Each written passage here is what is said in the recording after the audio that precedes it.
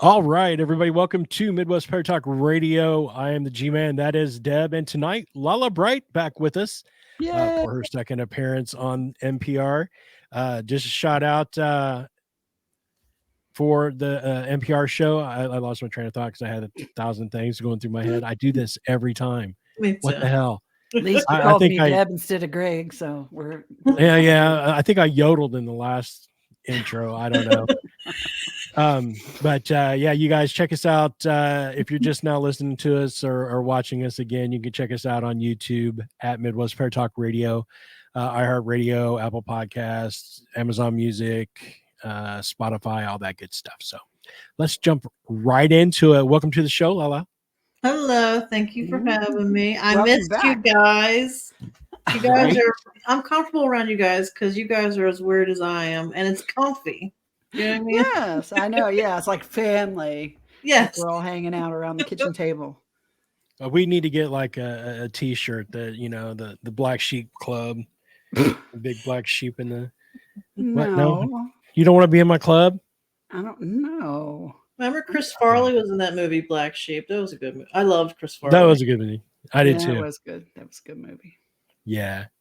Yeah. So, what's going on? What's been happening? What are we into? Well, I've been trying something new with my leg implant that I have. I've had it. Well, I've been aware of it for over 20 some years. I'm sure I've had it longer. I'm 42.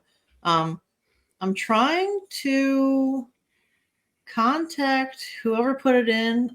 Uh, I'm trying to stimulate maybe through psychic. I've been trying psychic. I've been trying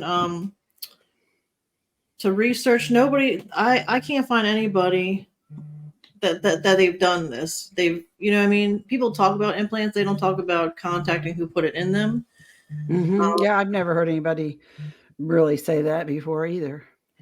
And so I tried a little bit, but I kept getting kind of creepy images of this a man's face, but it looked like a man's face trying to look like a man, but it wasn't.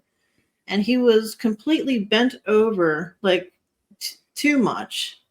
And he looked at me and smiled, and every time I closed my eyes, I kept seeing that face. And I'm like, well, maybe I don't want to know what put it in me, you know? Mm. But then the next day I heard something say, hello. And I ignored it and it goes, hey. And I'm like, oh crap. Okay. So Oh, wow. and Bob's like, well, you asked it. I mean, I'm like, Mhm. I know, but I wasn't really expecting it. Didn't mean it. Yeah. Right. But I do. I want to know more about who put it in me and why eventually. No, I don't know. Maybe something will come.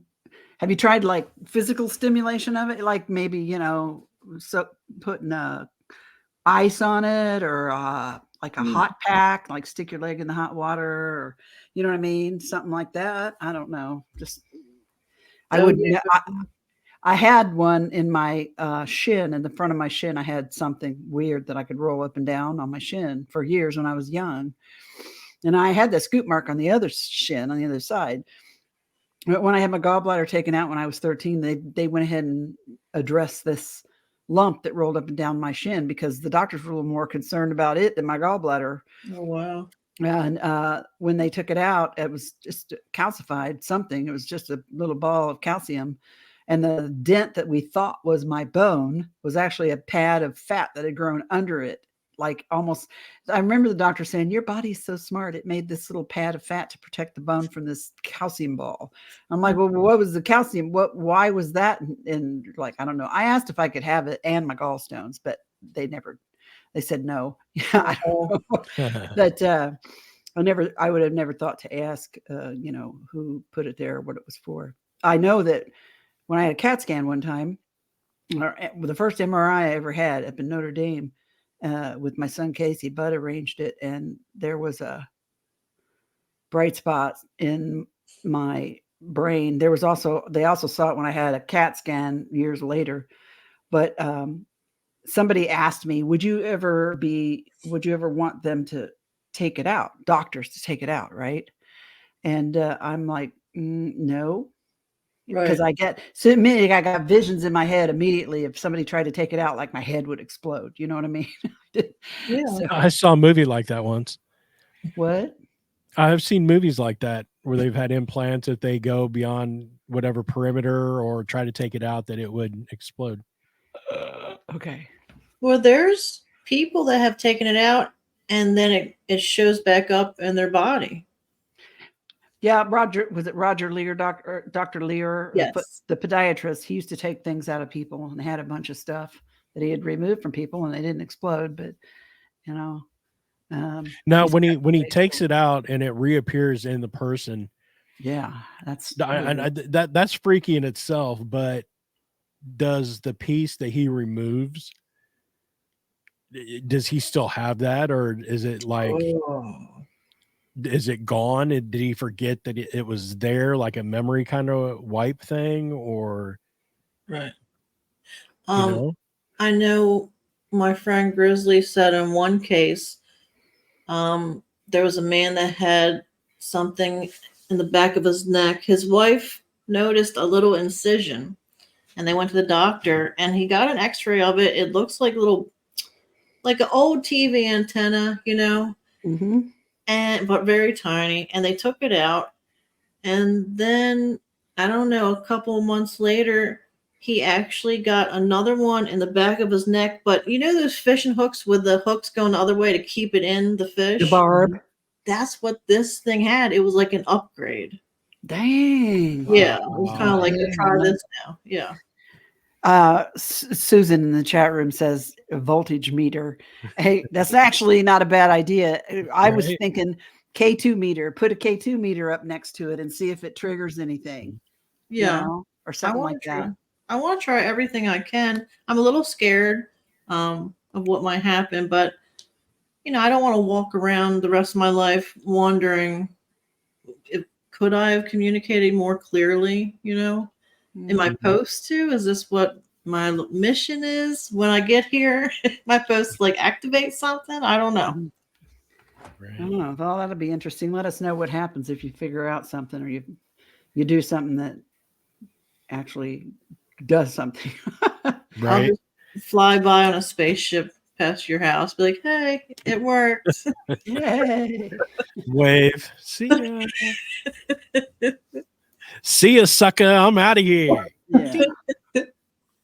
Um, I always told my wife, I'm like, I was on a Star Trek marathon thing. And I always told her, I was like, if we ever had a chance to get on a ship like that and just go, I would go in a heartbeat. I'd be, see, I'm out. She's like, I don't know that. No, I'm like, oh You yeah, mean on a ship? yeah, like the Enterprise, Oh, hell yeah. right? In a heartbeat. like the movie Cocoon. Remember, I love that movie. That was They so did. sweet. Yeah, it was nice. It was a sweet movie. I loved it. And did you ever see the one called Batteries Not Included? Yes. It was sweet too. It was about these old folks and the UFO, the little aliens came around them, and it made them feel young again. No, it sounds familiar. Was it in the 80s? Oh yeah. Okay, 80s then or I probably 90s. saw it with my dad. Yeah. Yeah. Yeah. Us old folk remember it. Okay. But yeah, I mean, it would just be amazing to be able to do something like that. Get on a ship and explore. And I mean, I'm sure that I don't know, because Gene Roddenberry, and I'm not a Trekkie, and I'm sorry, this is kind of taking a weird path, but Gene Roddenberry, I think he was an alien. Because I mean, think about it. Because the technology that he showed and made up for Star Trek, Yeah. I mean, the communicator, I mean, cell phones, kind of the same principle, some even the same design. Because I saw one that I was going to buy, and it looks like a communicator. Anyway, the sliding doors, the opening doors. just the ideas in his mind that, I mean, who would have thought of stuff like that? I Right. mean, not men of that era were thinking sci-fi like that. Right. So I mean, was it that he might have been something like that? I mean, Well, you never know. if they can ever get that rocket off the ground, his ashes are in there along with some other people. So he's going to get to go on his spaceship. Mhm. No. The guy that played Scotty, they Mhm. sent his ashes up. I think his was on one of the NASA shuttle missions. I know Gene Roddenberry was friends with Tracy Torme when I just participated in that little tribute podcast with Tracy. Torme was the guy who did the Intruders miniseries. He did Travis Walton's Fire in the Sky movie, which he wasn't real thrilled about what the studio did with it, but so many other things. But I know that he was friends with Gene Roddenberry. So, I mean, he was interested in the subject. There's no doubt about that. You know, I always feel like people that have kind of an intenser interest in it maybe have had things they don't even remember consciously happen to them. Or maybe sometimes they do remember, but they're not going to tell anybody.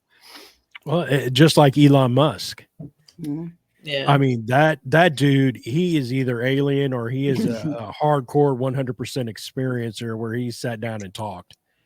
Because some of the innovative things that guy's got going on is mind blowing.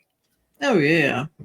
You know, He's amazing. I mean, I don't know that I'd want to live on Mars. I'm just saying, I think it's cool that he's got that, you know, in his vision that's what he wants to do. But well, aren't they people already living on Mars? Like parts of government up there?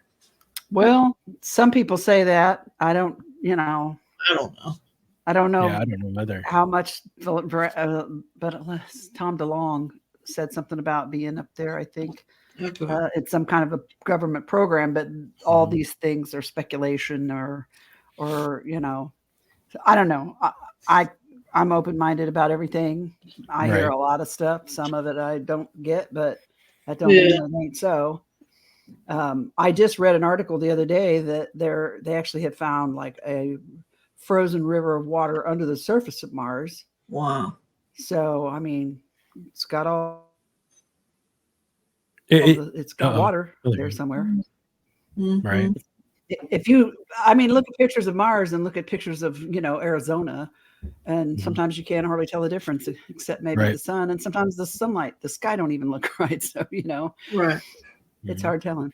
I wonder sometimes if that's where we came from and we just hopped over one when that one got all wrecked up, and we're just kind of star hopping as we go. Okay, dude, listen. Okay, so I read a CIA government paper online. It was a real CIA thing where they had a remote viewer. They gave the coordinates to Mars to the remote viewer, and it had people that were much taller than us and much skinnier than us, but they were people. And they said that there was a huge storm and they sent off some to come here to restart, and they were supposed to come back for them, but they couldn't come back, but they were still waiting. So, but it was very interesting. It's on the internet. It's the CIA website. It's I'll find it and send it to you guys. But yeah, it's really interesting. So I think maybe we did start there. So, perfect segue to remote viewing. It's something that you have mentioned before that you do, and it's definitely something that I have been fascinated with for years, and I've tried my hand at. Sometimes I do really good. Sometimes my monkey brain just won't shut up, and I just can't focus. But tell us some more about that. I was just practicing with Bob. He was testing me last night. We did 2. So he puts a picture in an envelope and he puts a number on it. And I have to write down, what do I feel? Is it night and day? Do I smell anything? So I'm trying to get my thoughts out of the way. and write down what I can. I think psychically. Some people don't want to say it's psychic, but I think it's psychic personally. Yeah, I wondered what's the difference between being a remote viewer and being psychic, because it sounds like they do a lot of the same things. And then yet I have friends who are actually remote viewers, and I mean that's what they do. And they say, no, it's not at all a lie. It's not at all the same thing. I'm like, how is that? I don't understand that it doesn't, you know. I use both of them to my advantage. I know it's probably cheating, but if I have a hard time getting it, I'll put my hand on Bob and I'll think, okay, what's in here? And so I get a little bit of help, whatever. But it works. I get what I'm supposed to get. And for me, so when I read someone, if I see a teddy bear, I'll know every time I see that means birthday or whatever. But with remote viewing, every time I see the inside of a volcano, that means a planet or the moon. It's very interesting. So I think they do kind of go together. If that makes sense. I know that's weird, but my human brain, I now know that the inside of a volcano, that's a code for something. So it's not always literal for you. Like the things you see may be more symbolic. Yeah. In nature. Yes, it is. So one picture last night was the pyramid, and I saw a hill with a triangle on top. So and I drew that, But Simeon Hines, he taught us a couple of things. He's really cool, and he got taught by Ingo Swann, I think. Yeah. I know that name. So he said, just scribble what you feel. Because a lot of times the scribble with a group of people doing it, the scribble all makes sense with multiple people. So everything's important, even if you don't think it is. Because our brains will be like, no, that's stupid. Don't do it. But you have to write it down. That's my monkey brain that won't shut up. That's when I get something, I usually get it instantaneously. And the longer I stew on it, the farther away I get from what was actually supposed to be. Because I try to rationalize it or think about it in another kind of way that I don't need to. I just need to be a vessel and let it fly in. Right. It's like there's a website and I can't for the life of me remember what it's called now, but I used to go on it. Sorry. Huh? Said furries.com. Never mind. No, it was a remote viewing training website, and I can't remember. It was attached to some organization, and I can't remember.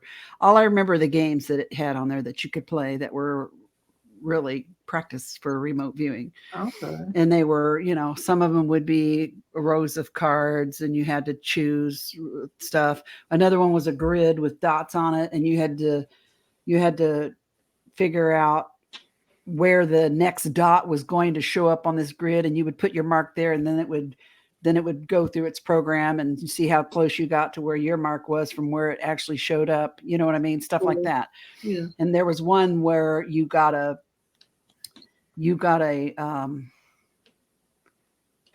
what do they call it? You got a number or something, and you had to figure out what was associated with this number, this thing. And I got my number, and instantly the word airplane blasted into my head. And I saw two big props and the nose cone of an airplane like careening at me, right? Like this, right? Right? Like that, just a real big picture. And I wrote airplane. And then I thought, my monkey brain started chattering at me, and I'm like, nope, shut up. So I clicked it, and I'll be damned if the picture wasn't a picture of a twin engine prop plane right in the camera, like if it was flying into the camera. I'm like, holy shit, this is real. It's amazing. I know, but my problem is I have no control over it. Do you have control? Because I sure don't. Sometimes I'm spot on and I get things I don't even know what they are until I write them down, and then later. And then when I want to, and I'm trying to make a concerted effort and a focus to do it, I can't do Nothing. How do you control it? Are you learning how to do that? I am, but I have a time span, and then my ADHD kicks in hardcore, and nothing's going to happen, you know? So I have a good 15, 20 minutes.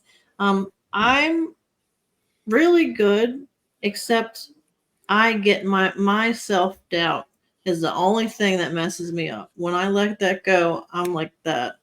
But I still have that, well, no, I'm not good, or this is wrong, or this not really real. It's like these, it's just intrusive thoughts, I guess. That's the only thing I'm working on. That's the same thing. I've been, for the last few years, I've really been reading a lot about manifesting in your life. And I'm a big fan of the gal that wrote E Squared. And hell, now my brain went blank and I can't for the life of me remember. But the book was called E Squared. And that's the first one of several I've read of hers that it literally teaches you how to manifest and shows exercises you can do. But one of the things that she says, and I've heard it from other people too, is you have to think of whatever it is you're trying to manifest as if you already have it, as if it's already there. And how do you feel when it's already there in your life? And for just an instant, okay, I'm trying to manifest. Let's say I'm trying to manifest $1,000, whatever. I'll start small. I have to get my mind and brain and whole being into the space that I already have it. I have it. I have $1,000. Not just telling myself that I do, but literally feeling it, living it, breathing it. Make every molecule of your body believe that you have it already. And that's how you change the course of things and pull them towards you, because you already have it. So it comes there, and the problem that most people have is they have that doubt. So I just was wondering if that's, the same thing with the remote viewing. Yeah. You've got to, just like they say, you've got to think about it as if it's already happened. I like that. That makes sense. Yeah. And so it seems like that would be helpful in remote viewing in a way. And yet, how do you do that? How do you do that it's already happened if you have no idea where you're at yet? So I don't know. I think it's just manifesting it. Yeah. Yeah, because my dad always said, be careful what you say, because you create the world around you. And I always believe that negative attracts negative and positive attracts positive. So if you talk about, for instance, whenever somebody leaves you, don't say to them, don't forget to stop and get milk. Say, remember to stop and get milk. Yes. You see, you've changed the negative for a positive. Yep. And you think it doesn't mean much, but a little word, a couple differences in words changes the whole vibration of that thought. Yep. You know what I mean? So anyway. I read that a couple years ago. It was about child psychology on how to speak more positively, because the little ones, they absorb everything, and they were saying choose your words like that. So yeah. It makes sense. I struggle sometimes in this world with my thoughts. Because I'm human, so I let myself get mad and think things that I shouldn't think about people. I shouldn't think about at all. So it's like, I have to stop that, because I think that adds to all the rest of the negativity in the world. We're all powerful beings. But anyway, I digress. I'm just I'm so interested in the remote viewing thing. And how long have you been doing it? I've done it my whole life and didn't know I was doing it, but I've been being taught for about a year now, a little over a year. So they've been teaching me how to categorize things and where to write them. And coordinates and all kinds of stuff. So it's interesting. It's hard for me because I just want to do it. I don't want to slow it down. But some people like slowing it down and writing all that stuff down. Some people just want to get to it. So I don't think there's a right or wrong with that, really. There's different. I've talked to some of my friends that are remote viewers, and I put it out into the universe that I would love for one of them to remote view my June 30th, 83 experience. Because it was recently brought to my attention that time or space has no bearing on remote viewing. You can go back in time, you can go forward in time, you go to a whole other planet, and because time and space mean nothing in that realm. So is remote viewing, is it like astro projection? I wondered that too. And again, my remote viewer friends, and I was going to ask you, they all are like, I don't think so. I'm like, well, okay. Did they say it like that? No, that's just me being snotty. But yeah, one time I used to go to a New Age store and they had free classes. I'd go with my dad, and then so we did the astral projection, and I pretended, or I imagined in my head that I went home and my mom was home, and that I walked past her and like moved the curtain. And when I got home, she said, "Did you come home at all earlier?" And I go, "No, but I did this." She's like, "I swear I felt you at the house." So I was like, okay, there's something to this. But it's interesting. Now, I've been told that astral projection can be very dangerous. That's the only difference that people have told me. Because there's lots of beings ready to hop on you, and attack. Yeah. Well, you're leaving when you leave your body like that, you leave your body open or susceptible to hitchhikers. Yeah. So you have to be really careful with that and really know what you're doing. I've had conversations about this with others as well that have been doing it, and some of them have had not necessarily terrible things happen, but they were able to feel a different presence, a different energy when they got done doing it, and they had to then take measures to counteract that. But it's just like, when people say, and I know Deb and I don't necessarily use it at all, but like what they say with the Ouija board, no, let's just get it out and use that. Okay, well, have you done it before? No. Okay, let's not get it out and let's not do that. Right. You don't know how to use it and you don't, properly, then it's just like what I would imagine astral projecting is that you're leaving that door open for something else to come through.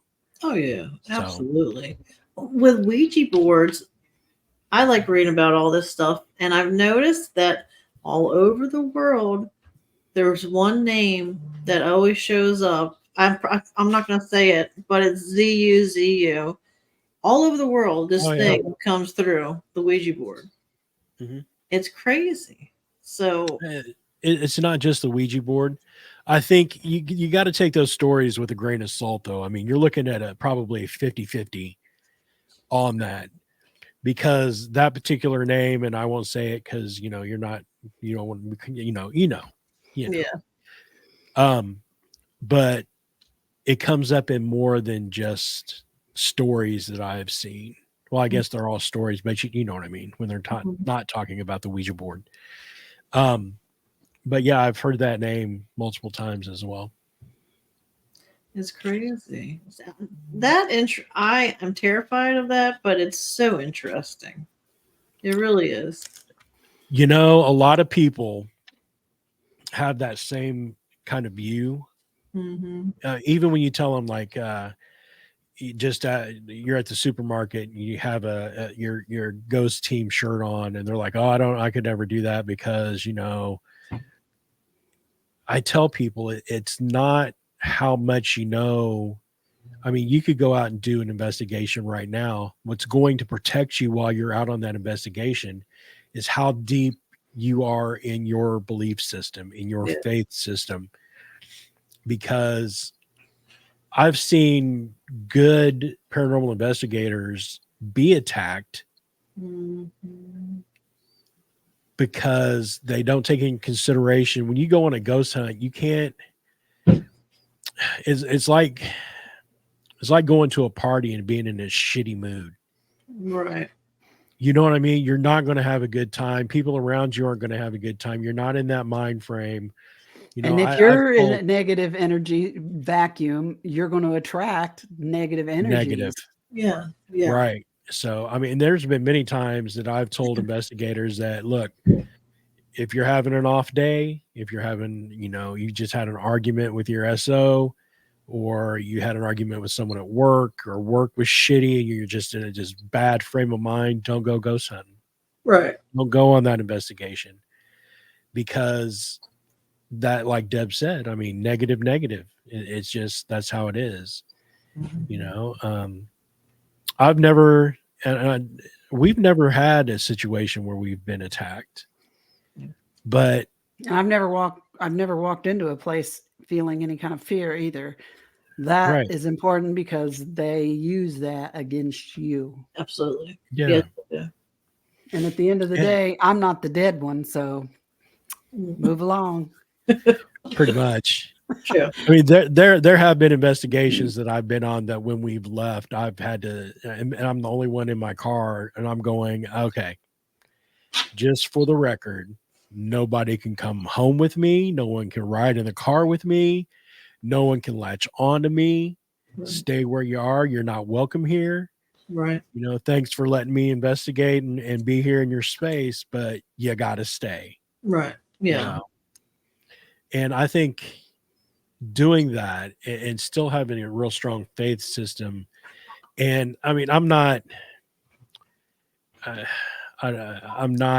very religious man to the extent of Bibles and all that, but I'm a very spiritual man. Yeah. Same. And my belief system, I feel like it protects me and keeps me grounded to where I need to be, where I'm not approached with things like that. Yeah, absolutely.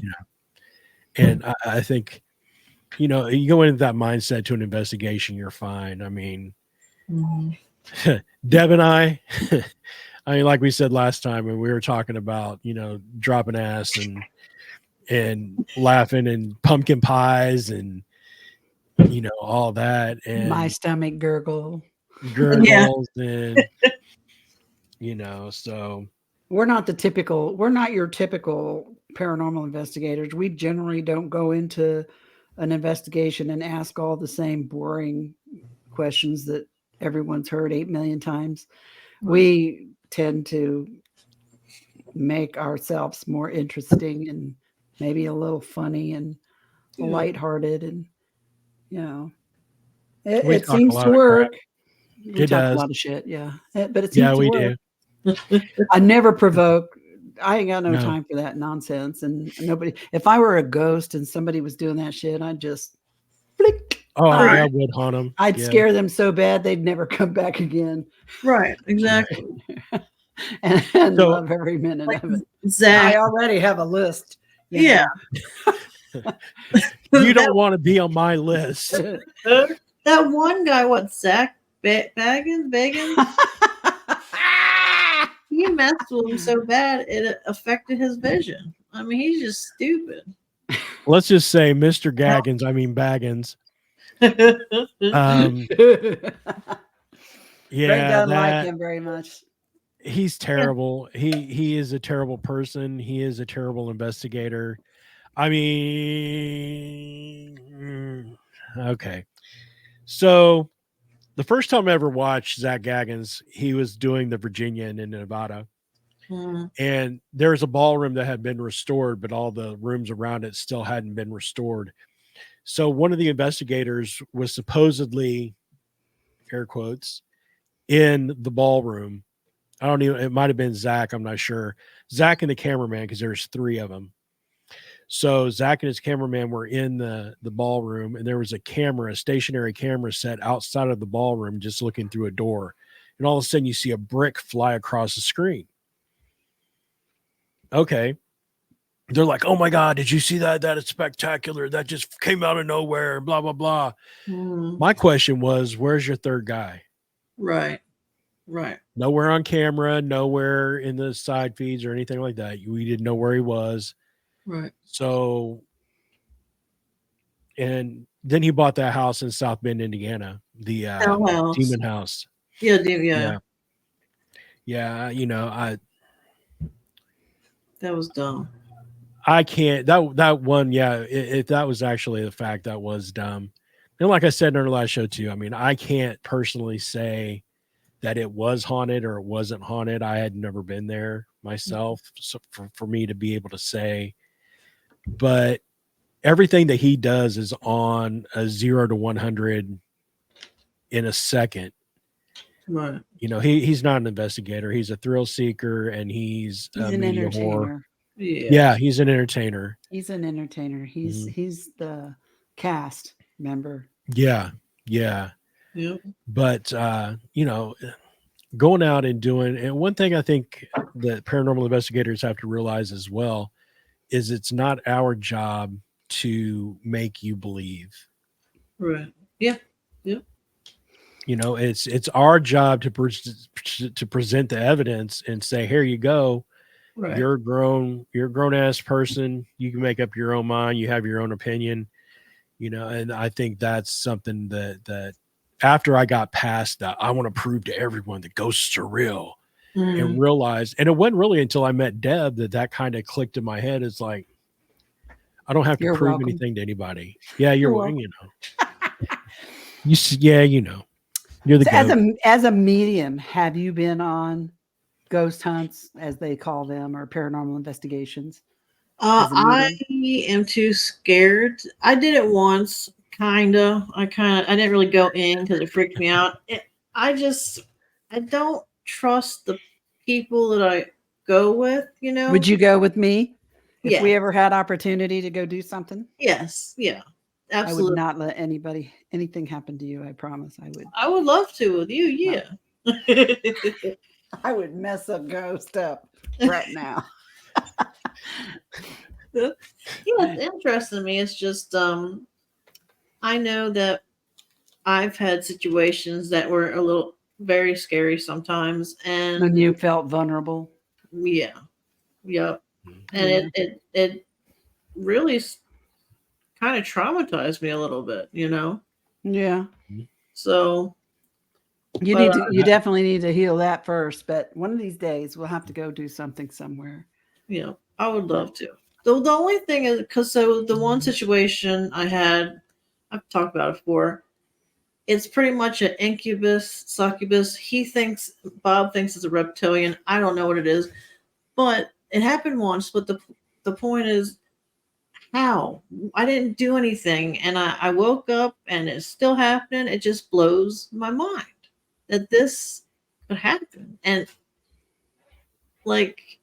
I want to know what it was, why was it allowed to do it, all that kind of stuff.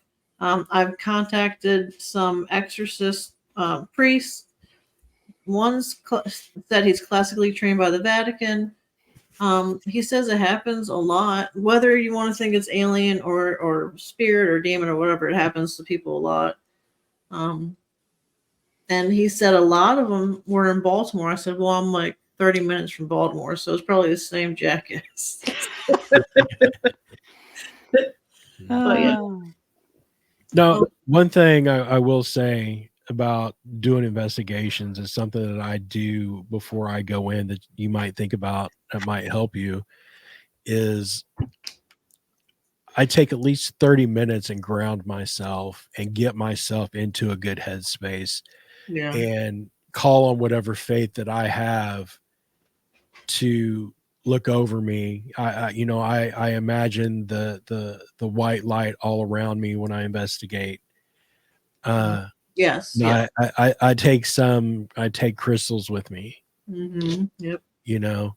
So you just need to make sure that you protect yourself before you go into any location. And then even on the way out, like I said, tell them stop. All right, look, we're done. don't come home with me. You're not allowed to come home with me. I don't give you permission. Right. And I think that would be fine. But I think going on an investigation where, you know, you can investigate with, you know, an investigator like on Deb or us or It would be fun. someone that, and it's really important to find a group that you're comfortable with, Yeah. because there are a lot of Zach Gagan wannabes Yeah. in the world that mess that up for, you know, everyone else. Right. There are so many more paranormal groups and podcasters and whatnot than ever before. When I first showed up on the scene 25 years ago, you know, hell, Midwest Paratalk back then would be when we first started was there wasn't very many like us. No. Now they're everywhere. Right. But you that you Greg mentioned something earlier about the you are involved with a group that uses remote viewing or something with cold cases with the police. Yeah. So it's psychics that so Psychics, yeah. yeah, but some of them do remote viewing. Angela Ford, she's a huge remote viewer for the government. She comes in sometimes when she can. But Grizzly, he has his own YouTube channel and he is a retired police officer.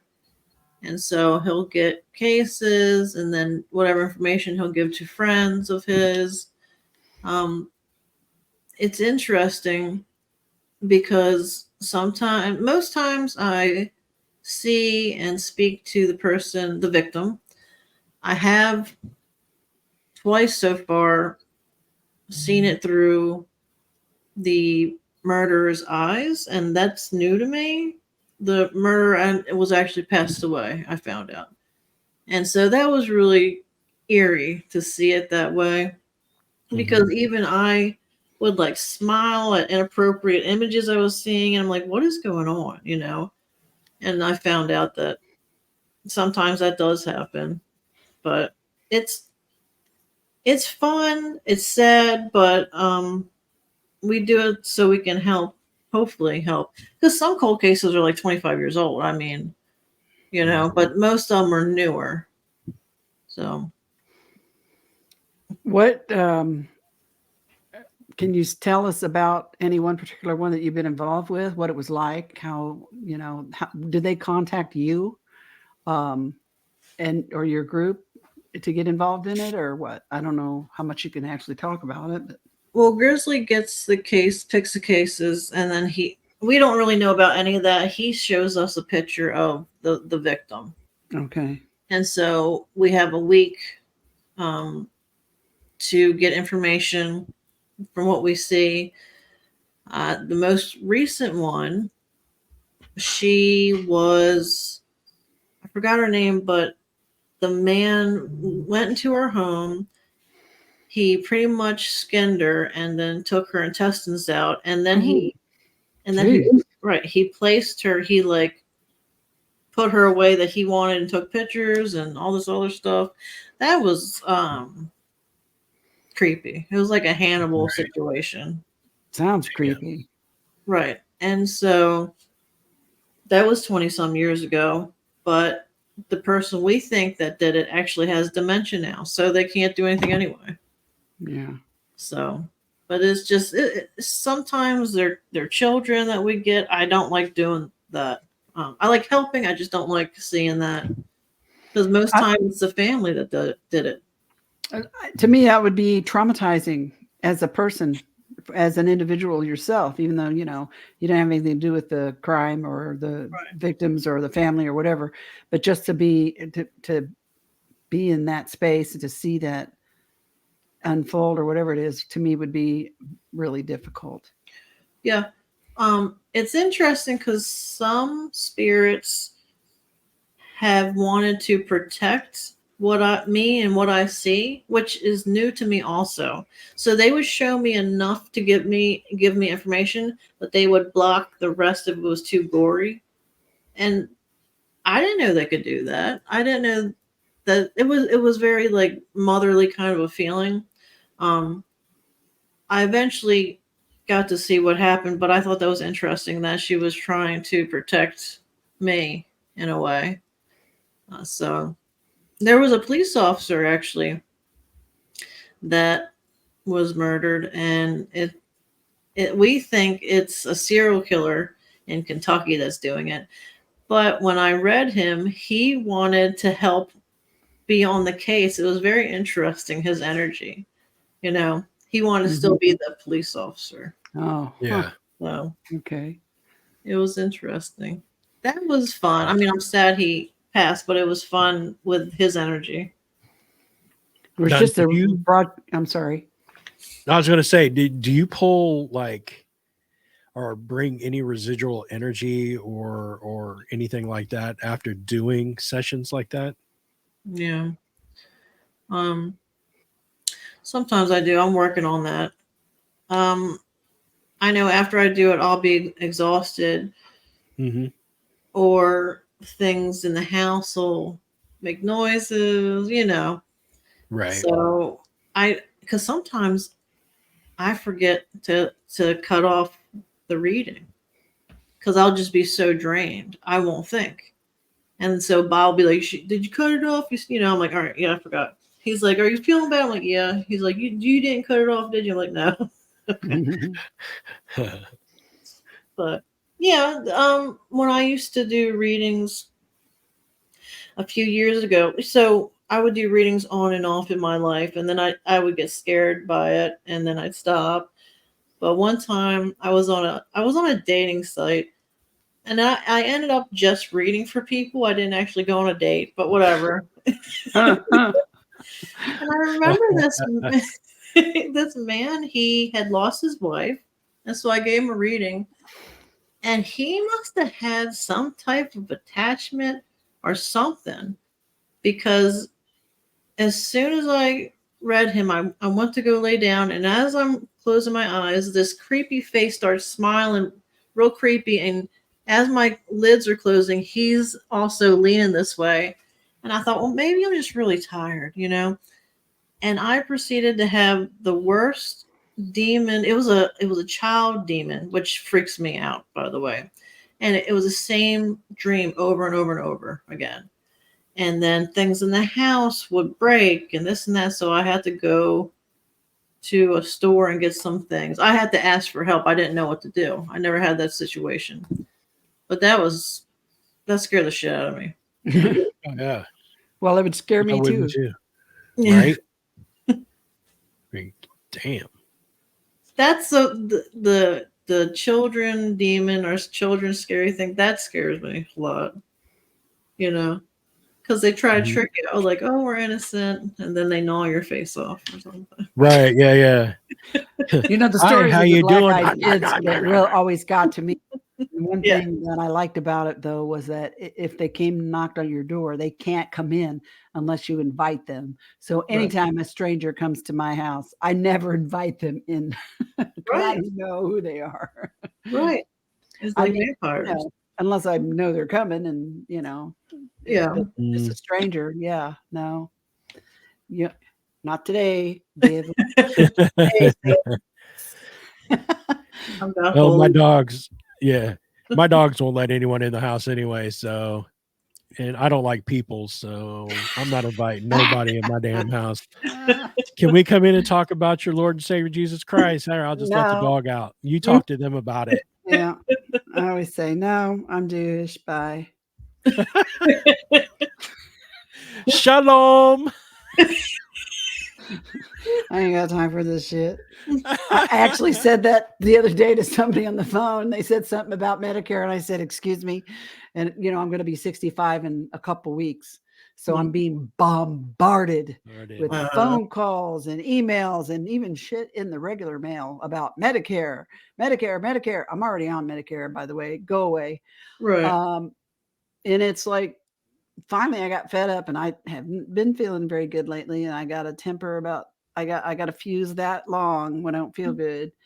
And when some woman, she said she was from Medicare and that I needed to give her my Medicare number to confirm that I had Medicare. And I'm like, you just called me and you said you're from Medicare.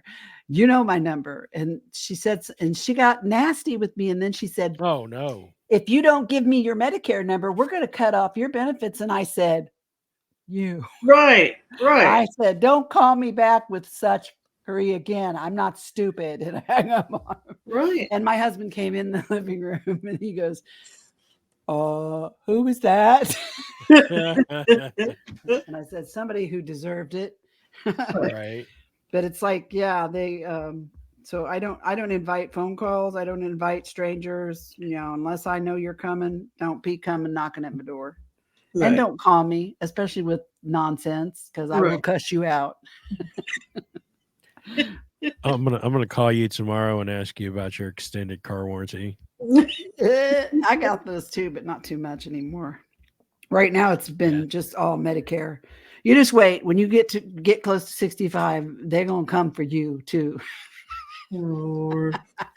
They already come for me, and I'm only 53. Dang. What are you gonna do? You popular. So you're right. Them and AARP. I hit 50 and I started getting AARP. Wow. Well, my husband is 72. So when he hit 50, they started getting in. I signed his ass up for it and got me one too. There's a lot of, hey, you get discounts and whatnot, man. I'm gonna take it all. Yep. Oh my god. Every year that I started asking for my senior citizens discount the day I turned 60. I'm like, I earned this shit. My dad loved using it. Heck yeah. Oh my god, I'm he'd be gonna so get excited. Yep. Okay, that has nothing to do whatsoever with the show or anything else, but that's just how we roll. I mean, this is really kind of normal. And we just, this is how we roll. So anyway, go on, Greg. Now, LaLa, I was going to ask, because you had mentioned earlier about the mediumship and when you were younger, and kind of like you've had this, I think from where we talked last time, you've had this all your life. Yeah. There wasn't like an ascension moment where it's like, poof, you're 13, you have this ability. Right. But when you went on the dating sites and you started reading people, like, what would you tell them? Because that's like the most funniest thing I've ever heard. I'd say, I know this sounds weird, but I have a message for you. And most of them were okay about it. There were a few that really, but most of them were like, all right, let me hear it. Wow. Yeah. So do you feel yourself compelled, like how they showed Teresa Caputo, where she walks through the grocery store and she's just like drawn to somebody needs to get this message? Do you get Yeah, I love how she runs up to people and says, hi, I'm a psychic medium and I need to tell you some things. And I'd be like, what? Yeah, what are their reactions to that? I mean, are they like freaked out, or are they like, yeah, fuck it, okay, let's go? Usually it's that look like this lady's crazy or something, because usually there's friends around them or co-workers. Oh shit, she's gonna rob us. And or they'll be giggling. Right. But then I start saying some things, and then all of them want a reading, and I get everybody's number, and that, you know what I mean. So, but I don't really do it. I'm very, very shy, so I usually don't unless it's an emergency and the spirits really, really want me to, and then I will. So, but it's easier for me online, so the spirits will actually find the person and I'll accidentally end up on their page, or their page will just pop up on my phone. And they've done that for a long time. And so that's how I do readings online. They bring them to me, or they find me, Yeah. So are you, there's clairaudient and there's clairvoyant, and there's all different kinds. And then I know there's people that use tarot cards and people that use pendulums. I mean, what's your modus operandi? I like the pendulum and the dowsing rods. I like tarot cards a lot. I I don't have the patience for it, you know. But I like listening to it a lot online. I can smell them, hear them, see them. I don't like seeing them, so they don't do it that much unless it's emergency. Um, so sometimes, like my dad, he'll have the pipe tobacco, and I'll know that's him, you know. Or if it's an emergency, I'll see their face materialize very, very, very lightly so that it's not scary. And then I'll get messages. I like getting pictures and I decode them. So it's like a family portrait almost with a story. That's how I like to do it. It's easier for me because I obviously suck with words. So. Well, I do too. So we must be related. Well, I mean, I've heard that from other psychics as well, is that they get like a slideshow Mm-hmm. Yeah. and go about that process of decoding and getting whatever is being told to them to be able to relay it. Yeah. So okay. I do feel their pains. It used to be really bad when I didn't know how to control it, to the point where I literally got a hernia from a reading.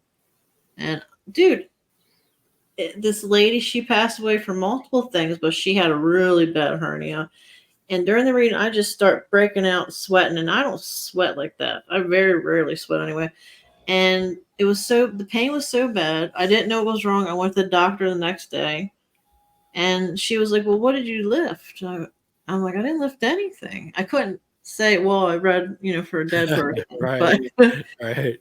but yeah, I got that, or I'll feel extreme pain on how they passed. If they hit their head, I get head pain, so it still happens. But I'm learning to say that this is not my energy. I do not accept it. If I have to feel something really quick to understand, fine, but I don't want it to linger like it used to. Right. Now, did that happen mostly while you were doing the read? Yeah. Or for somebody, and that's how they were trying to validate that it was them to whomever you were reading? I think so. I don't. That's a good possibility. I didn't really know why they were doing it. Honestly, I thought maybe they got too close and I just absorbed that. I don't know. Mm-hmm. I never really looked at. That's the thing. Everything that's happened to me in my life, I never researched it. I never looked into it, and it's weird because I love researching, but it's not like there was a block over me, and I just didn't look into anything. So, which didn't help that much because I was doing things the wrong way for a very long time. It was affecting me physically, but I'm getting smarter now. I'm learning. In some ways, I feel like that there's not a right way or a wrong way when it comes to stuff like that, because everyone is different. Everybody's wired differently. Everybody perceives the world a little bit differently around them. And so, while there may be, parameters, I think there's a lot of leeway in the middle of what works for you the best, like healing things for let's say, there's Reiki, and that's a very strict way of doing things, and then there's other loose ways. But then again, I've met people that have no structure whatsoever in that, and yet they are incredibly successful and really just rock it, and they just doing it their own way. I think you just got to find what works for you best and use that. You know what I mean? Mm-hmm. That makes sense. It's like some really good musicians don't know how to read music. Oh, my husband is a kick-ass guitar player and has been for years and years, but he don't read or write music. He writes songs, but he just does it in his head. And he played for local bands for 20 years. Lead guitar player, he can play anything. He does it by ear. That's cool. For Christmas, I got my son, he wanted an acoustic guitar for a year now.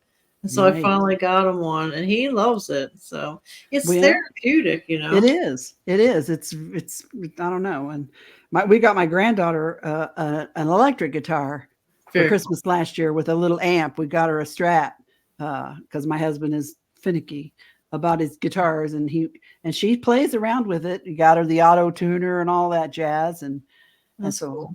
Yeah, so I mean that was fun to give him. I remember when I got my first guitar. I think I was 15 for Christmas. I got an acoustic guitar.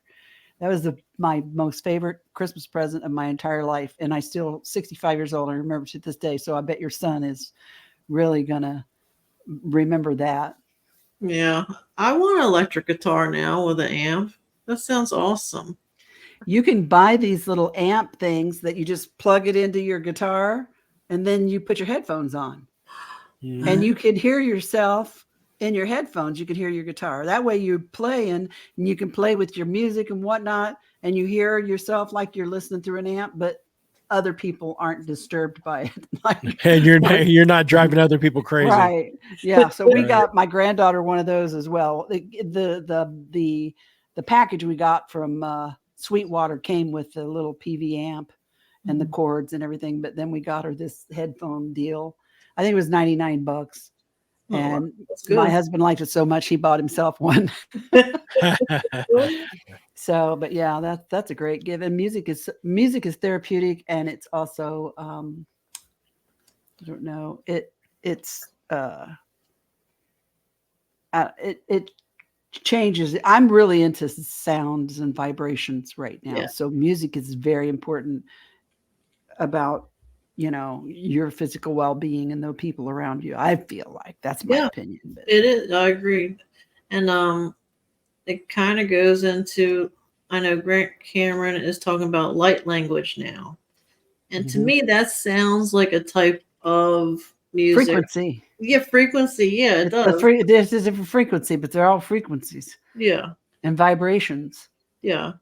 It's interesting. And the symbols that they write and draw, it's really neat. I want to know more about it. I just want to know from a true source, because I don't know if it's correct or not, but I think it's interesting. Yeah, I know. I'm the same way, and good God, the internet is so full of everything. And so many, I know I meet a lot of people that think, well, if it's on the internet, it must be true. Well, no, not really. I mean, back in the day, when we wanted to learn something, we went to the library and read research papers and, slides on the little micro things, microfilms and got, Collier's Encyclopedia and newspaper articles from around the world and all that kind of jazz, but now all you got to do is have the Googles now, and you can find 18 billion things and they all say something different about the same thing. So I know when I left the UFO world and then came back, it was hard for me to, you don't laugh at me, fool. It was hard for me to figure out what was what, because so much, the whole scene is so flooded with everything now. And I'm like you, I'm like, what is real? What do I trust? And what do I not? I tend to lean towards science. That's why I love your science, Bob, because my mind kind of works that way. Even though I'm smart, I'm dumb. I'm not educated, guys like Bob, I learned so much from him. I love to hear him talk. We'll have to get him on here one of these days. He would love that. I knew he was cool when he was a ham radio operator. I'm like, yep, that's right. Because my late husband was one, and so was my dad. And they wanted me to be. And I was studying for my tech light, but I got distracted by boys when it came, That's understandable. And now, I mean, boys are no good. They are rotten. My late husband was doing something called Oscar Moon Bounce, and we had a gigantic dish in our backyard. The neighbors thought we were talking to aliens, which I think maybe he was. But it was all a ham radio kind of thing, that he did. And the weird part was my dad in Indianapolis as a ham radio operator, years and years before I ever met my late husband. My late husband was a teenager. Mm-hmm. My dad talked to him on the radio and got his QSL card. Wow. That is weird. That is weird. But Oh. anyway, again, blah blah blah. I think that's interesting. I think of all this stuff as a kind of a science. I know, like even like the mediumship, the remote viewing, all that kind of stuff. To me, that's just another branch of science. Maybe it's science that we don't fully understand yet, but still, nevertheless, it's science. I mean, there's too much evidence that it happens for it to not be something. So, right. Well, Absolutely. there's too many cover-ups going on to not be something. well, right, you know. Yeah. That's true. I agree. Well, there's been stories, talking about, earlier we were talking about, life on Mars, and maybe we jumped from Mars to Earth and we repopulated Earth. But that made me think of a story. One of the more famous astronauts, and of course I'm stupid too because I can't remember his name. I don't think it was Neil Armstrong. Who was the other one? There's John Glenn. Is that an astronaut? These. Chuck Yeager. No, he he's broke the not. sound barrier, didn't he? Yeah. He Anyway, but he was saying that on one of their missions, something on the dark side of the moon told them don't come back. Oh shit. Right. And here recently I saw where they were planning a mission to the dark side of the moon. So immediately my sci-fi brain is going off. It's going to be like some Star Trek, Star Wars stuff where they go on that side and there's some evil base. Yeah. But and the thing is, what I think is cool too, and this is going to sound so elementary, is that we never see that side of the moon. Right.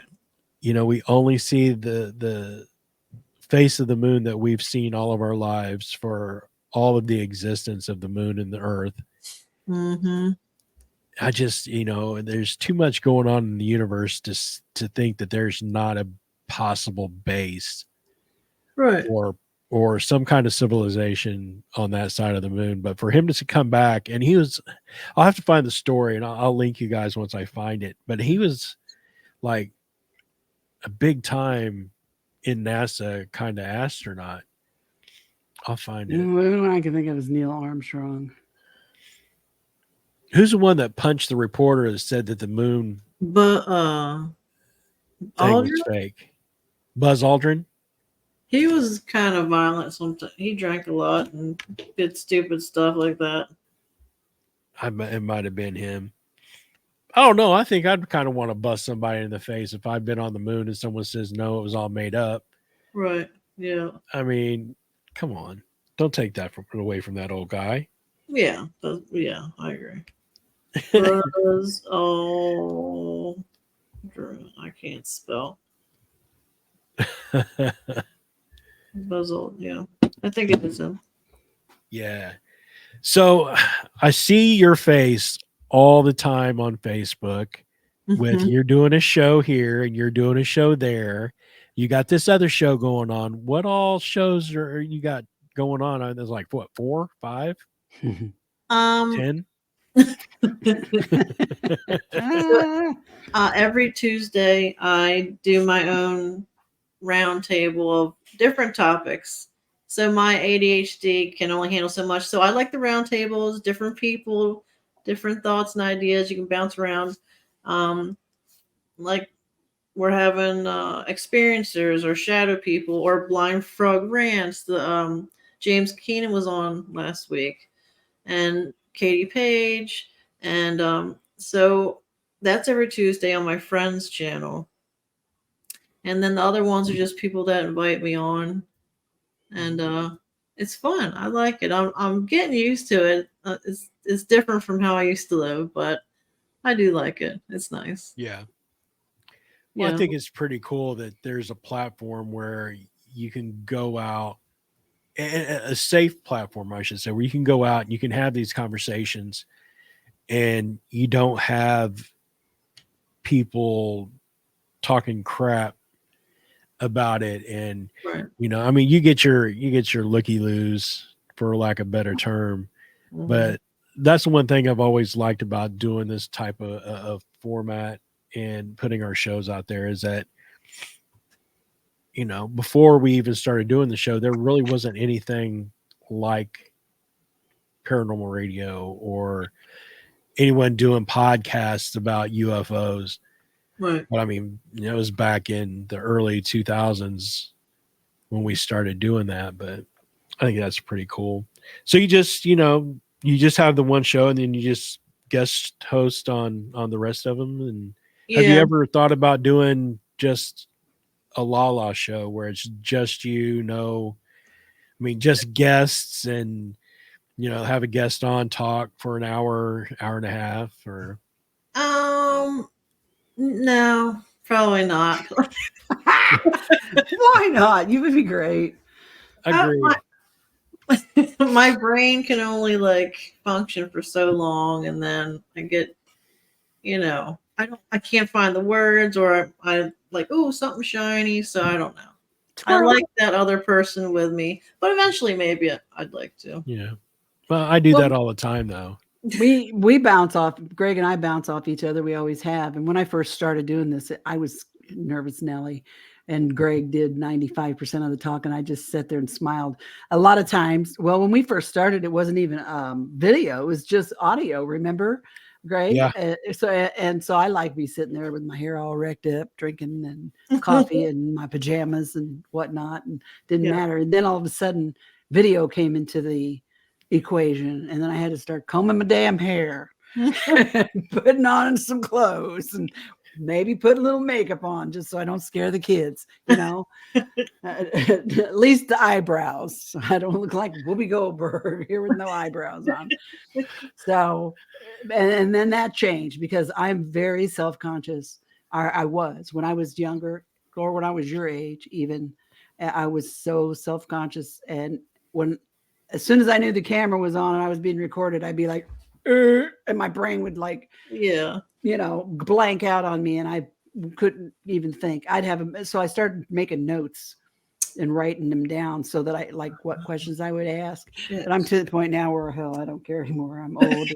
I'm just going to say whatever comes out of my mouth. But I've got more comfortable with it over the years. And one other thing, I hated to hear my own voice. Did you feel like that when I was like, oh my God, is that how I sound? Ooh, no. Yeah, my voice is deeper. So I'm like, okay, fine. You have a great voice. We don't hear ourselves the way other people hear us. That's something I learned a long time ago.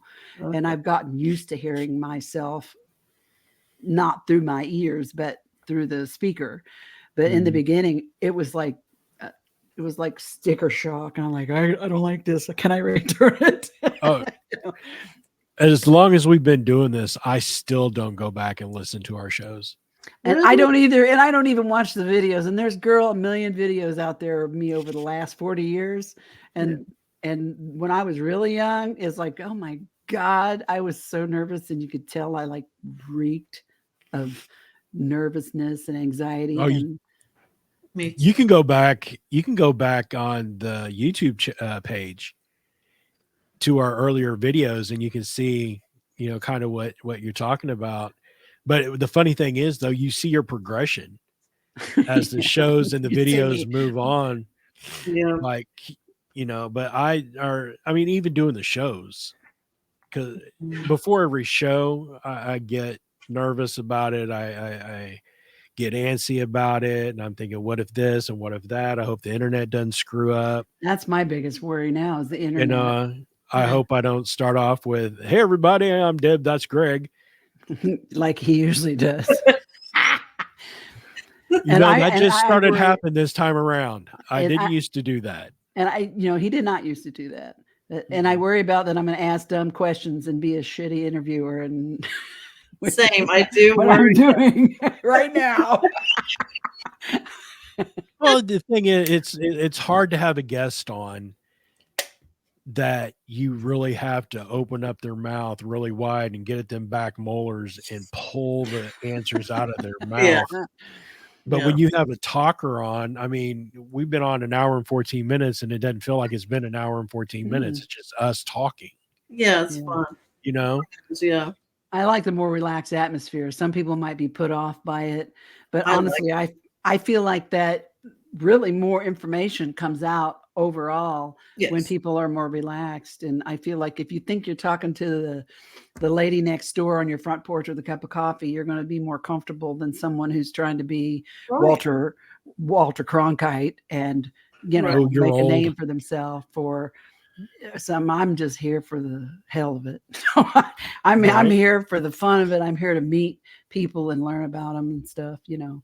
Oh yeah. I mean, I had the best conversations with my neighbor in the yard, and she was on meth and Xanax. It was just like the best. Yeah. It's so great. No, but yeah, I predict that one day you'll be on your own and you'll be great at it, you know. Thank you.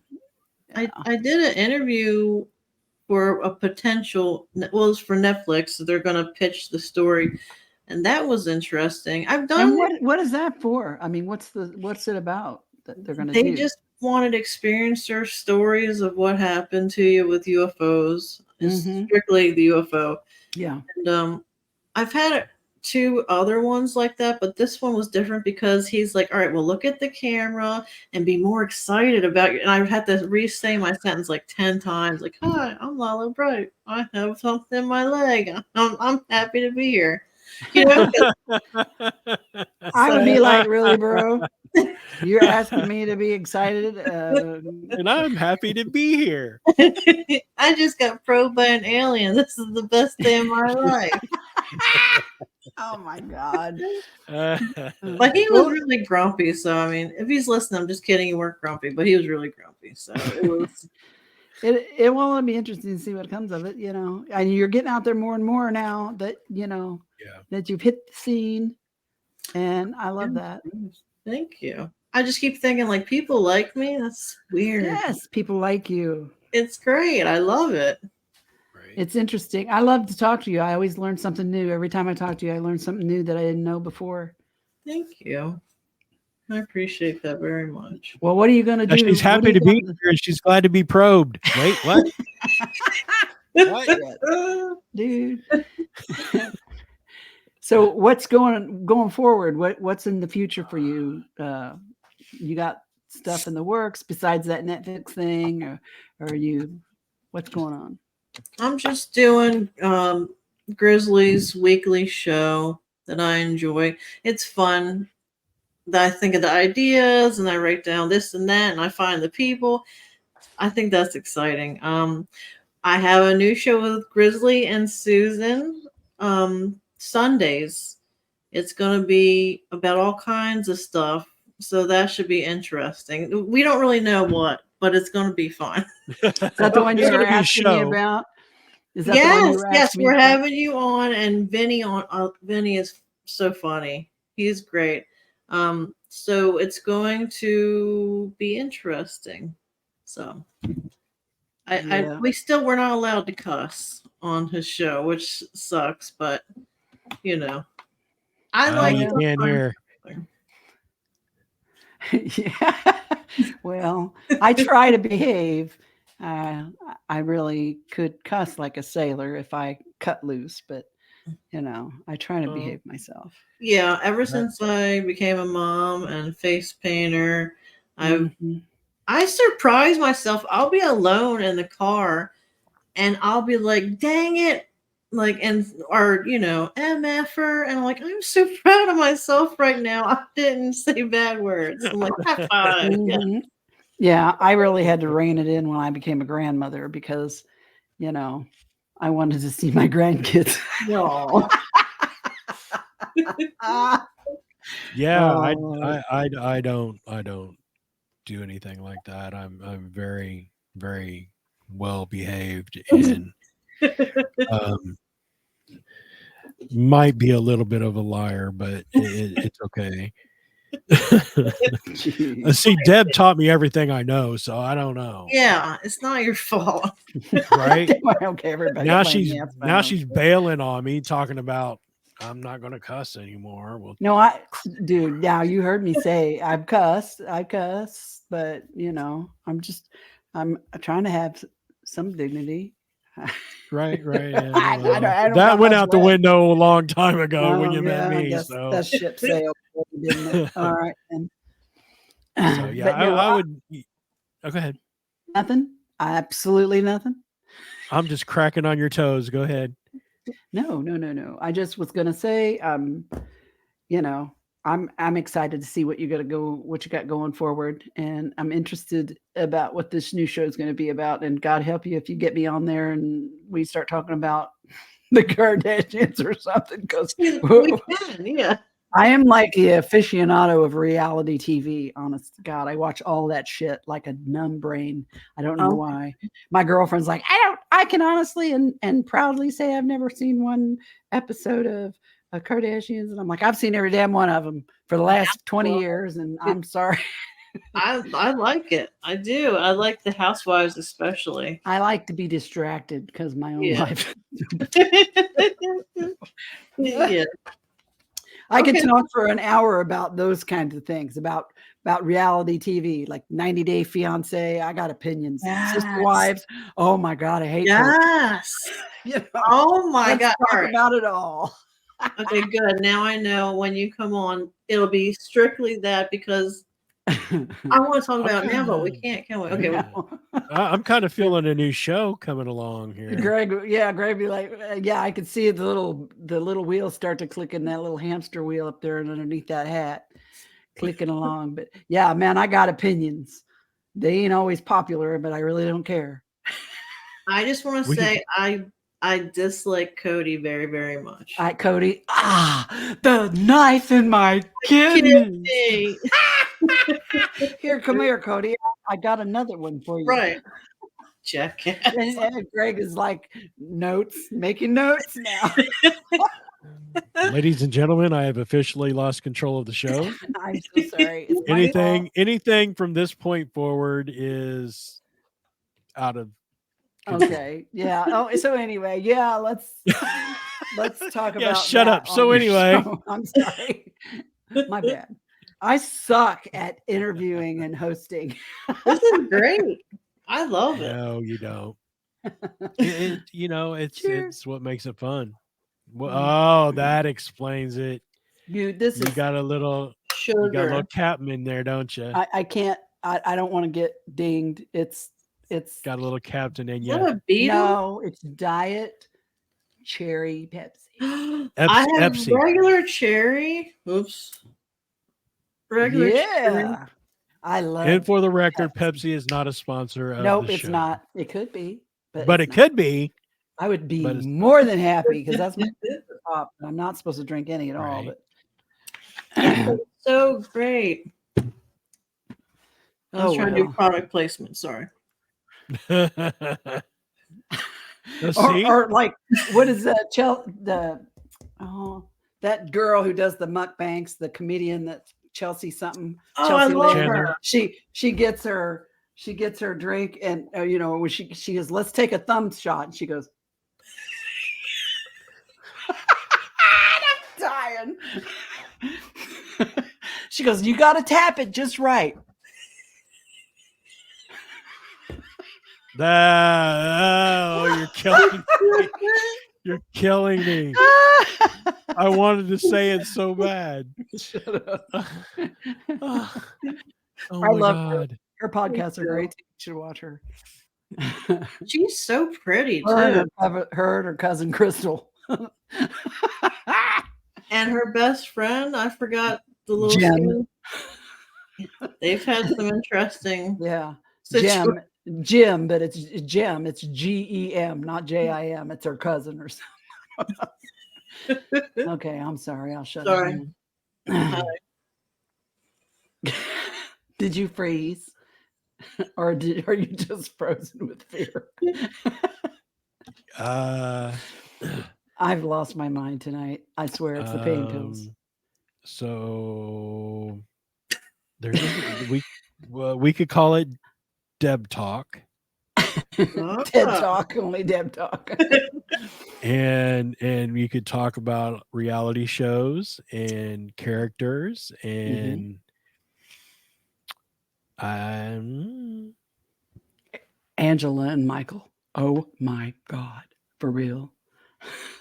You know what I'm talking about, Angela, on 90 Day Fiance, the Yeah. loud lady. And Yes. her husband, Michael Yeah. from Nigeria. Oh, yes. I feel bad for.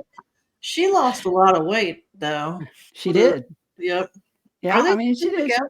Yeah, he's in the United States now after 10 years. Yep, they got Wow. photographed at the Walmart. Oh, well, there you go. It's Hey, official.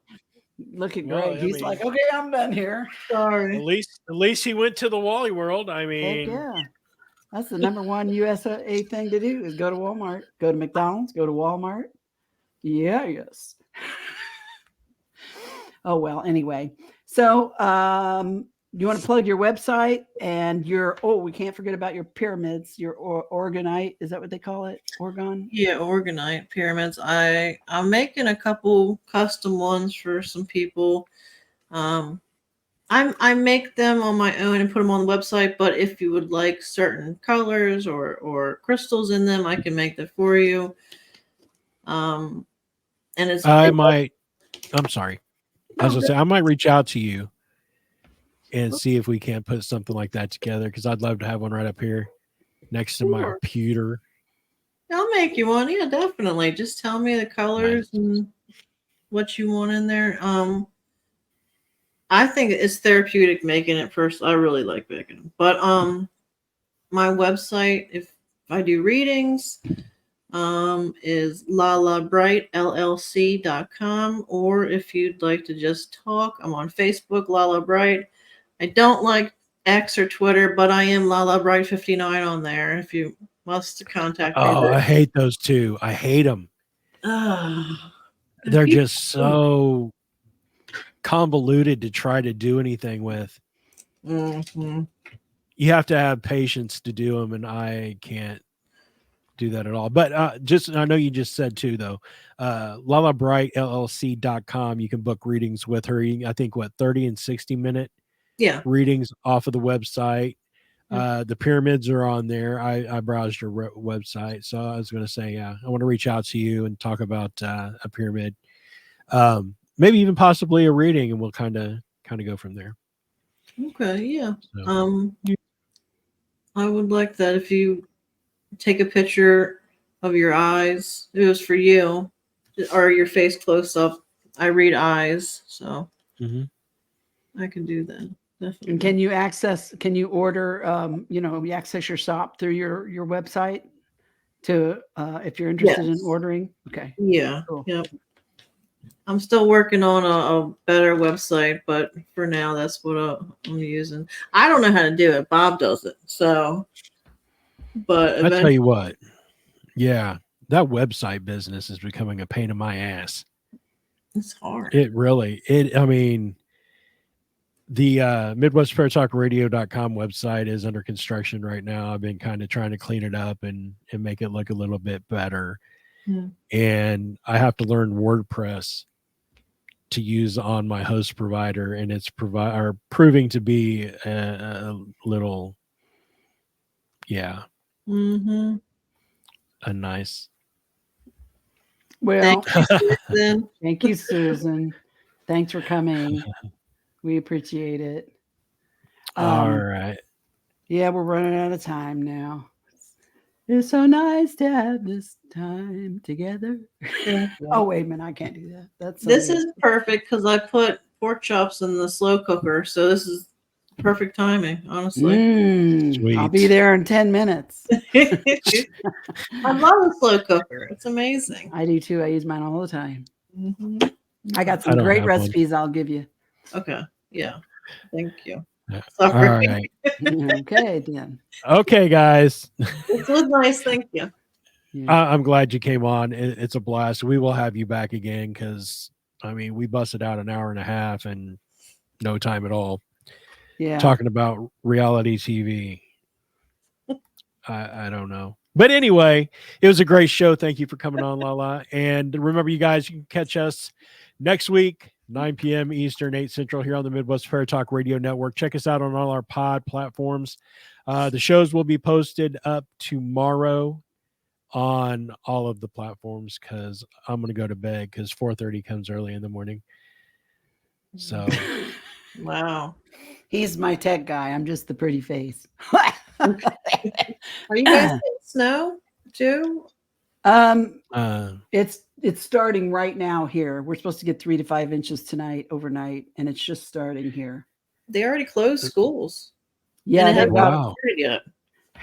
How much? Or have you got? Did you get a bunch from this last wave that just came through? We got like 3 inches a couple days ago, and then it was fine. They went to school, and then we got a text tonight. It hasn't even started snowing yet, and they already shut the schools down. So something's coming. Yeah, Right. they've got our schools here on like a 2-hour delay, but that could change too, depending on what we get overnight. But ours is supposed to be starting now, and I can look at my security camera and I can see it starting to come down. So we'll see. Winter's not done yet with us. I don't pay attention to any of that, but I know it's raining, and then it's going to freeze. He's several hours south of me down near Evansville, Kentucky. So, yeah. Okay. I'm Still in 7 Indiana, miles. but yeah. Yep, 7 miles north of the Ohio River in southwest Indiana. Cool. Down here in Kentucky, where the serial killer that you talked about earlier. Yeah, Grizzly lives in Kentucky too. So okay. Oh, yeah, really? Yeah. Oh, cool. Now I have another friend from Kentucky. That's good. I like it. I like it down here. We don't get the snow that Deb gets, so that makes it nice. She can live vicariously through me with no snow. So, all right, you guys, come check us out next week. We hope you have a great weekend and a week next week, and we'll see you soon. Take care. Bye.